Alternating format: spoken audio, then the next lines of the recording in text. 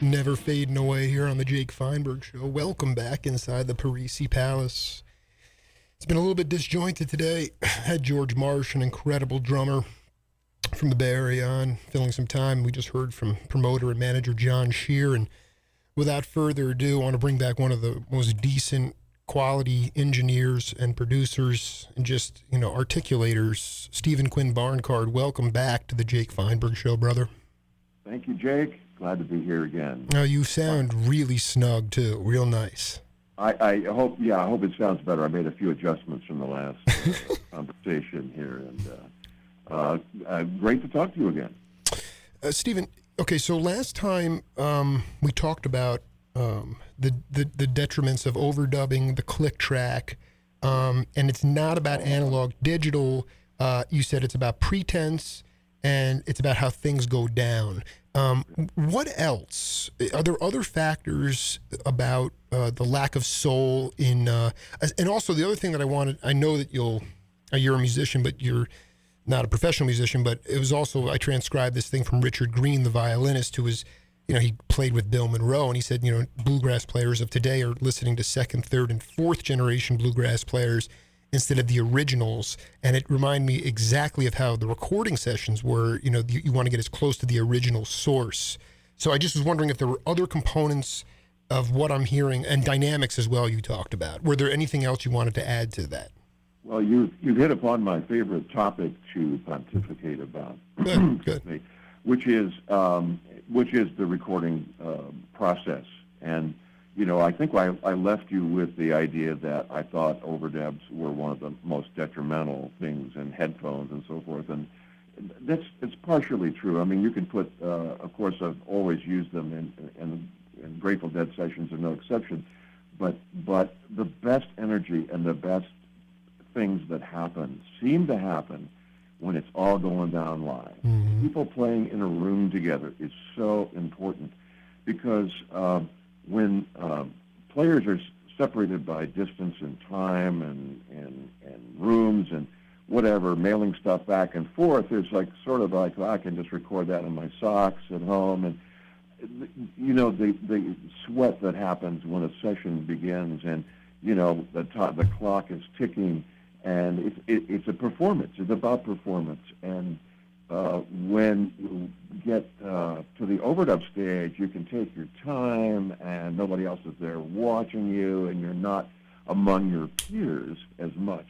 The David Crosby sessions taught me a lot about pretense and liveness, and that even began before with the Deja Vu sessions, where I was witness to this incredible event, which was David singing "Almost Cut My Hair." I mean, I still get chills thinking about that.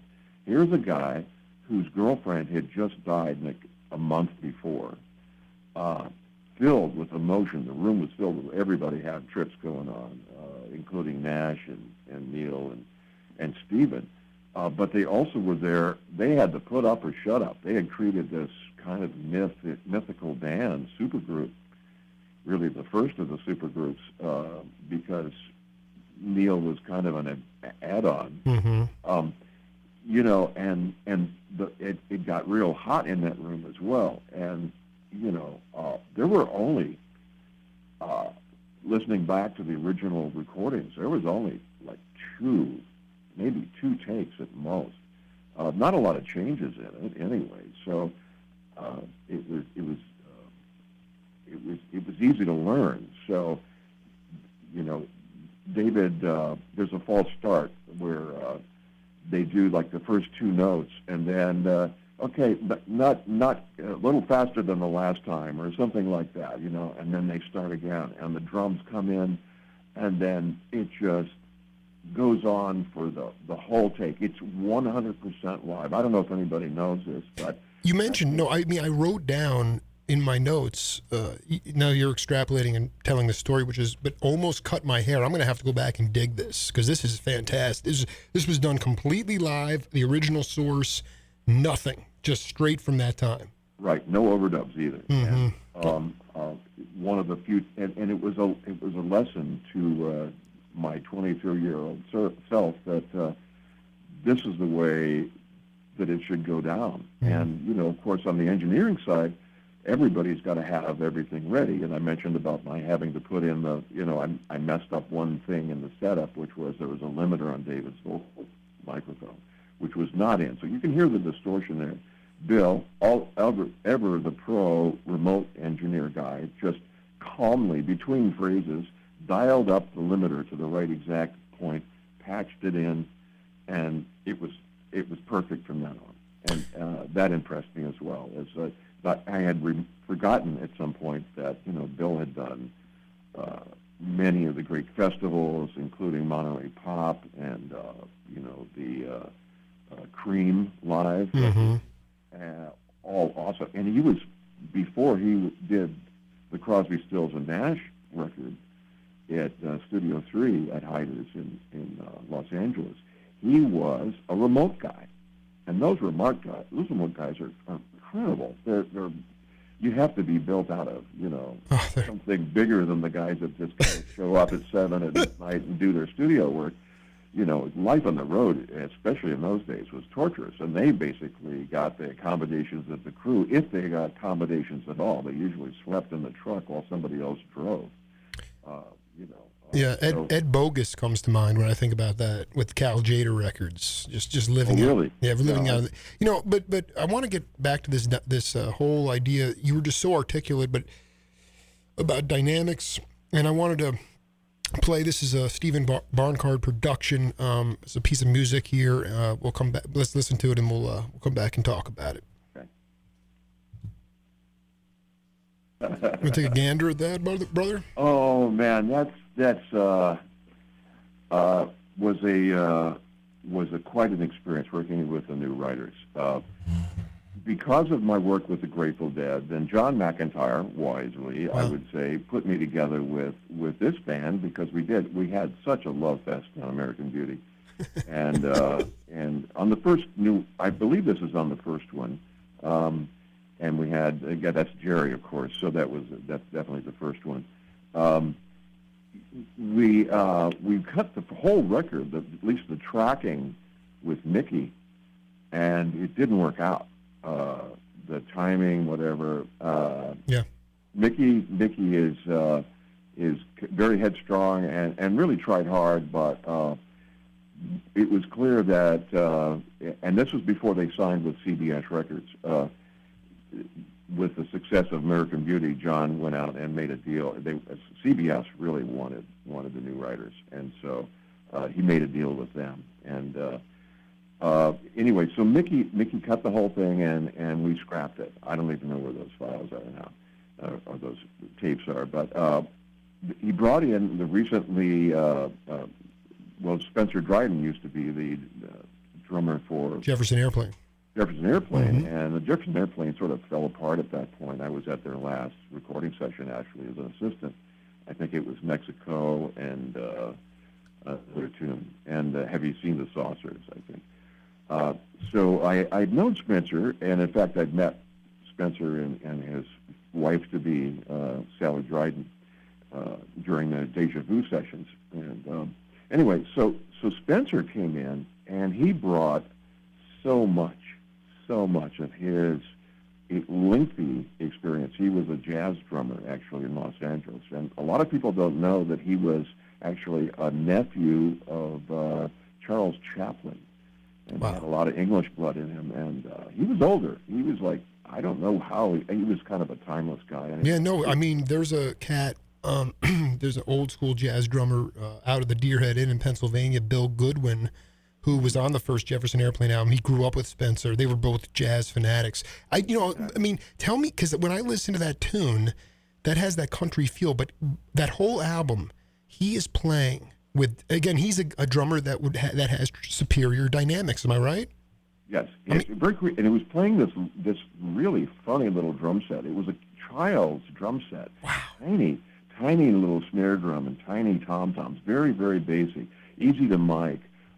So Spencer, but also the magic was in some of his percussion parts. He had, we basically, it was the last thing we put on when we had spare tracks, and then we'd come up with a and this helped me in arrange. I ended up arranging most of the New Riders material at this period because they didn't really care. So Spencer and I spent a lot of time doing little parts here and there, and Spencer also provided an interface between the band and myself. He knew the players far better than I did, and helped me time the sessions because there was a lot of drinking going on. Of course. So we had to start at 11, and then I get the tracks by maybe 1 or 2:30, or we were done for. Just the time would just go crazy. So we had that sort of window in there, and then I spent the rest of the time doing overdubs. There's a lot of overdubs on this particular track you're talking about that you just played. Oh, there is. Okay. Oh yeah, it's not live at all. I think the drums, bass, and Jerry, I think are live, and possibly Marmaduke's acoustic. But Marmaduke was not a great singer. He was, quite frankly, may he rest in peace. He was this little pipsqueak and quite cantankerous. Kind of like an old prospector that ended up with a guitar in his hand. His brilliance was basically on the first record. He had saved up those tunes for probably 15 years. And after that, he was grasping for songs, and he had to bring in Torbert and Nelson to provide the material, plus the covers. But he was also not a professional singer, as none of them were actually, and less so than the Grateful Dead. They were always kind of band singers. So he had a lot of, it goes back to my thing about headphones. He had a hard time with headphones. And I may have, at this point, started to use speakers, loudspeakers, for vocal overdubs. And I had been reading this microphone book by this guy named Burroughs, who explained how microphones really worked, and the phase cancellation to get directionality and so forth. And I got this idea that I could put a microphone between two speakers that were out of polarity, but not just down on the floor. That's dumb. People will do that all the time and think it's going to work, but it doesn't. You've got to actually put the microphone right in the middle between the two. This is my big secret here. Between the two speakers, right. One is feeding from the same source, single cone, and then you take the microphone and with a separate pair of headphones and a feed, and listen to the microphone feed, carefully null out the point where the track goes away, and it really goes away. So the singer can sing without headphones into this rig, and I got, because granted, to be fair to singers, the headphones push in on the eustachian tubes of the ear. And that automatically will screw up a singer's pitch, who is used to singing in air, and why a lot of singers prefer floor monitors to this day over ear monitors. You always see them rip them out and point to the sound guy, give me the floor monitors. Well, it's because it's still hard to get pitch with headphones. It really is, and some singers just can't do it. So if you hear Springsteen singing sharp, it's usually because he has bad monitors or a bad headphone mix. And I have another story about Well, I mean, you are blowing, again, this is stuff that I can't totally process on round one. So, But I can talk about this cut because this is a great example. Go ahead, yeah. Of a writer's situation. So I would have the track, and then we would get the vocals. I don't think there was any background vocals on this, so we had plenty of tracks. And I would definitely try to get. I don't think we even did scratch vocals on this. I may have, I don't know, but it was probably worthless because it had a lot of leakage in it. It wasn't useful, and I could tell right away I was not going to get that kind of vibe on this. So it became a manufactured track. And one process, we only had, and I say only because it was really wonderful having 16 tracks as opposed to having to do it with 8 tracks. But 16 tracks, and then I got to use more tracks on the drums. So I probably used 5 tracks on the drums, and then there was bass and guitar and steel guitar and and a bass. And I think Torbert played live bass on this as well. It wasn't exactly a difficult part or anything. Garcia's parts were gold, wonderful. I record the effects, to tape because we didn't have a lot of effects rack anyway, and it was just one more thing to handle, and it was what the artist wanted at the time. It seemed to work. So when it came to effects, always recorded them and didn't have enough tracks to record an alternate non-affected track. So what you hear is what we got in real time because he's running the pedal, he's running the effect. It's great. And I always loved it. And Garcia always loved it when I kind of jazzed up his effects in the board. Yeah. But it still always got recorded that way. Always. And so I got all the instruments together, got Marmaduke's vocal with this speaker technique, a pair of tie-dyed Mother Trucker speakers, by the way, that with a tie-dye, they're little 4-inch, and they were much better than Aratones. So I still have them, by the way. I'll send you a picture someday. Please, no. I mean, this is. I think I missed it before, but so you're telling me that the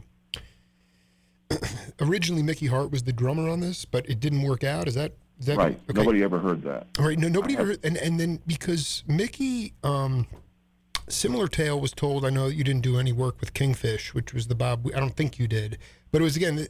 No, I built the console for that, but I didn't at Weir Studio, but I didn't actually work on the sessions. I wish I'd had. On American, I guess what I'm trying to say is like on American Beauty. Essentially, Kreutzmann was the drummer on that as well. Mickey did not drum on that. Quartz Crystal Time. I can't say enough good things about Bill. I worked with him on some outside the Grateful Dead projects like R.J. Fox, which we should talk about. Oh my God! That's a story. That's an hour in itself. Yeah, we have 9 more. Continuing on. Mm-hmm. Part 9, maybe. Yeah, of course. But Bill was just one of the best drummers I've ever worked with, and perfect for this kind of music. He had a sense of time, and he kept it, and he kept everybody in line, and that's one reason why American Beauty was so succinct and synchronized is because I didn't put in people in separate rooms. They were playing in the same room together, 2 acoustics and sometimes and bass quietly played, taking direct, and just with a couple of tiny low baffles maybe, but everybody had sight lines. Everybody could hear everybody in the room, really, except for the acoustics.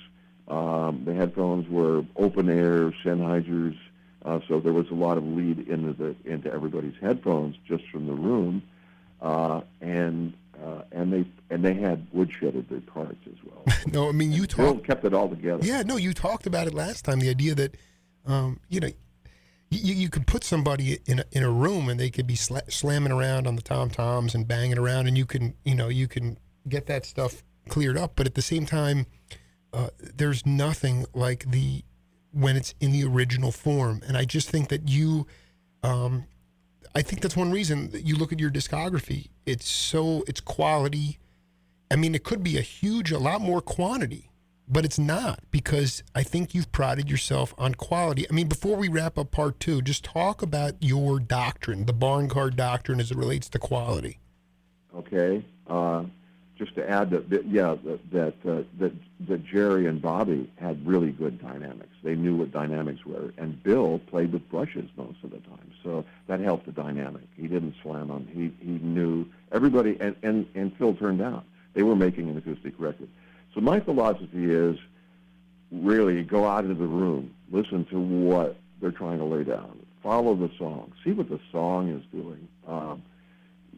Try to get the intent as best you can. When I'm recording an acoustic guitar, one of the first things I do is I'll plug up one ear and move my ear down by the particular guitar I'm trying to put a microphone on, and see where the sweet spot is. See the sweet spot. Sweet spot, yeah. Where I can get the most music, what I call the music noise ratio. That was my cat, I believe, just jumping off. And so that I can get less leakage and more guitar, and so I do that on every acoustic instrument in the room, and then I place the mics. I don't have a habitual place to put the mics. I think a lot of young guys think there's a sort of magic place where it depends on the guitar and the relative humidity, the room, and they're all different, and the tune, and the tuning, and if they got a capo or not. I was able to record Ali Akbar Khan because I used that method. I had never recorded a Sarod before. There's like a little funny thing on the back of it with a little metal thing, and I had to put a microphone on that.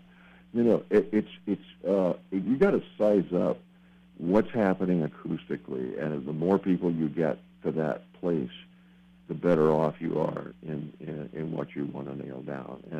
And of course, bring them into the room once you get something that's listenable, and get the feedback from the listen to the players, and when you're doing that piece by piece and playing to a click track and get this guy and that guy, sometimes it works. Of course, you get the perfect isolation and the perfect levels, and you get to put all that outboard stuff on there and take your time and get them to as many takes as it takes and so forth. But you lose so much. Leakage is good. Let it happen. As long as it doesn't as long as it doesn't interfere with each instrument, and look for the best in each instrument. And of course, when you're with electronic dance music, the stuff is all canned, so all this stuff I'm talking about goes out the window anyway. But it can still apply to vocals and the vibe, and don't close talk the mic. Get back, let the room resolve in whatever it is. Sometimes rooms sound really good. Did you add a lot? Were you during the? In those American Beauties, even with John Dawson, with the New Riders, have these been tools of the trade for you for a long? Have you been always enforcing that? Have you talked to the guys even back then? Did you have to talk to them about this kind of stuff? I sure would have loved to be involved in an interview with Spencer Dryden, especially back in 90, just before he passed, like 95, I think it was, or 90, whatever it was. Big loss, yeah, definitely. Yeah, big loss. Big He loss. had a lot of documentation, video and film and stuff that seems to have been lost, and that was a heartbreaker too. He became very protective of it. But I could get back to Spencer and that particular cut you played is that Spencer provided these overdubs. So when I had everything in the can ready for the mix, I was able to arrange. Nelson was another example of, he was pretty green about recording, and he also had that Parsons White bender, which he was learning how to use. So that required a lot of combining, of right. multiple takes to get the solos, and so that goes back to American Beauty. But when I got it all together, I had free reign to basically build an arrangement using the percussion and the parts and taking stuff out. And I got over the thing about, well, we've got to get everybody's part in here because it's the band and they'll be mad at me if I don't. Well, forget that. Go for the song. Go for what makes the song right. And they gave me that advantage of being able, ultimately, when they heard what I was doing, right, to take stuff away, to thin it out and make the arrangement work, because there's a lot of BS in a lot of playing. People play too many notes. They play over vocals, and it detracts from the message and the core of the tune. So that's my philosophy: to follow the tune, to follow the basically the acoustic version, and not let the overdub parts get in the way. Mr. Barncard, we're going to do this again. Probably really soon. All right, I hope so. I love talking to you. Love talking to you, man. Keep it up, man. I'll talk to you real soon, okay? Okay. All the best now. We'll be right back.